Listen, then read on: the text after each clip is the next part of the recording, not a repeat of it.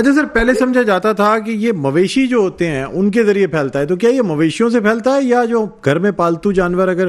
کسی نے بلیاں پالی ہوئی ہیں یا حفاظت کے لیے کتے پالے ہوئے ہیں ان سے بھی لگ سکتا ہے؟ نہیں،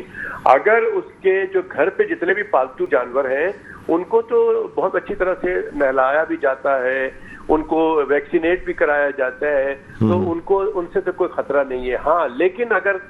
کوئی گھر کے لوگ یہ سمجھتے ہیں کہ اس کے کسی جسم پہ کوئی زخم ہے اور اس پہ کیڑے ہیں تو اس کو پھر ڈاکٹرز کو دکھانا پڑتا ہے. اور میں امید کرتا ہوں، میں سمجھتا ہوں کہ جو پالتو جانور ہیں گھروں میں، جو پیٹ جانور ہیں، اس کو تو ریگولر بیسس پہ دکھایا جاتا ہے، تو اس میں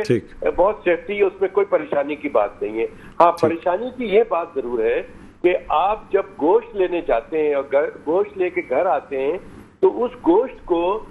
دھونے سے پہلے گلوز ضرور پہن لیں، جو خواتین یہ کام کرتی ہیں، کیونکہ اگر اس گوشت کے اندر بلڈ لگا ہوا ہے، خون لگا ہوا ہے، اگر خون نہیں لگا ہوا ہے تو کوئی بات نہیں، پھر تو سیف ہے آپ. لیکن اگر خون لگا ہوا ہے اور آپ کے انگلیوں میں کہیں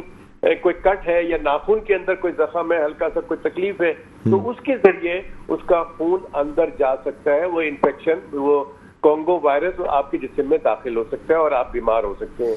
یہاں پر یہ بات سمجھنا ہے کہ جو ڈاکٹر حضرات یا پیرامیڈکس ابھی جو کوئٹہ میں بیمار ہوئے ہیں، اس کی وجہ بھی یہی ہے کہ اتنے سارے لوگ میڈیکل کے کیوں ہوئے. اس کی وجہ یہ ہے کہ انہوں نے کانگو وائرس میں مبتلا مریضوں کا علاج کیا اور غلط اپنے آپ کو احتیاط نہیں کیا. اس لیے میں بار بار اپنے تمام ڈاکٹروں سے، پیرامیڈکس سے یہ التجا کرتا ہوں کہ اگر آپ کو پتا ہے، ڈائگنوز ہے کہ یہ کانگو وائرس کا مرض ہے یا مریض ہے، تو اس کا زخم ٹھیک کرنے کے لیے یا آپ اس کا آپریشن کر رہے ہیں، اس کو کرنے کے لیے 2 گلوز کا استعمال کریں، 2 گلوز پہنے تاکہ آپ کی سیفٹی ہو جائے. اسی طرح سے جو عورتیں گوشت جب گھر میں آتا ہے تو گلوز پہن کے گوشت کی صفائی کریں، خاص کر وہ گوشت جو کہ مٹن کا ہے یا اور بیف کا ہے، اس کو ضرور اچھی طرح سے ہاتھ کور کر کے پھر گوشت کو دھویا جائے. تو یہ بیماری یہ سمجھنا ضروری ہے لوگوں کو کہ اگر آپ کانگو وائرس کے مریض کے ساتھ بیٹھ کے کھانا کھاتے ہیں، ان کے ساتھ گفتگو کرتے ہیں، تو یہ بیماری آپ کو نہیں لگتی ہے، کیونکہ یہ چھوت کی بیماری نہیں ہے، یہ کھانسی سے، نزلہ زکام سے یہ نہیں پھیلتا ہے. نہیں پھیلے، یہ اس وقت پھیلے گا جب آپ کہ انگلی میں اگر کہیں کٹ ہے یا آپ نے کسی کے ساتھ ہاتھ ملا لیا یا ڈینٹسٹ کے پاس گئے اور ڈینٹسٹ نے جو ہے آپ کانگو وائرس میں مبتلا ڈینٹسٹ نے آپ کے